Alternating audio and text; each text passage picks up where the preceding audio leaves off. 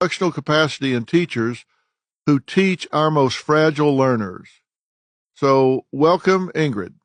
Thank you. Listen, I've got so many things that I want to talk to you about, and you Okay. have so much information about this literacy. We had the opportunity to visit before, hmm and I hope we have more time to visit even after this. I was absolutely stunned hmm at the state of literacy in America. hmm This is something that you deal with every single day. How in the world did we get in the situation that we're in? And I'll preface it by saying you say there are 130 million adults unable to read a simple story to their children at the end of the day. Yeah. How is that possible? Listen, I, I don't know. It's so many things have happened. One, what's recently happened was COVID, right? And that changed the dynamics of how we do school. I mean, never, this is going on 30 years with me teaching. Never did I teach kindergarten, first graders, online. So that was the issue. So many of our babies are already coming to school with a deficit reading. So many of our teachers, Dr. Phil, I know I'm getting ready to be on this hot seat, but so many of our teachers do not know how to teach literacy.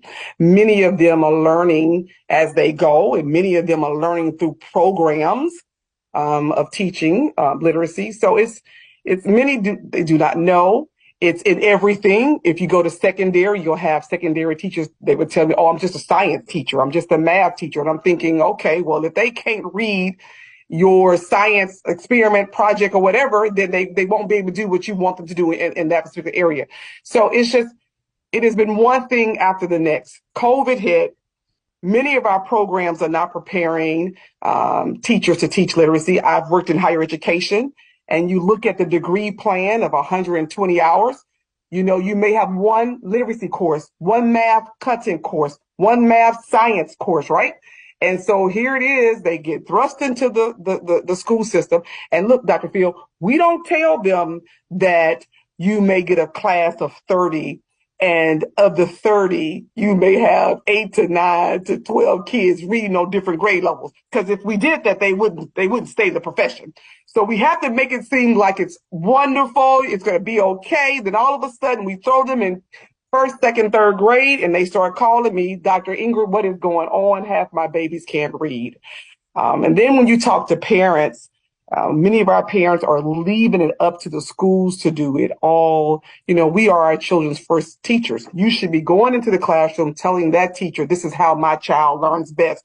He likes to be read this way, or he likes these type of stories. But a lot of our parents are leaving it all up to the schools, and that's not working. Well, let me ask you something.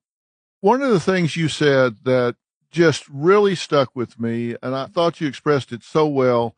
I had made the comment that if you're not reading on grade level at the end of the third grade, that the risk of dropping out before graduation was 4 times normal unless you were low socioeconomic, and then it was 6 times normal. And you said there's a reason for that. I wrote the quote down and I've repeated it many times. I threatened to take credit for it when you weren't around, but I haven't yet. I've always given you credit. You said in the first, second, and third grade, we are learning to read. Absolutely. And from the fourth grade on, we're reading to learn.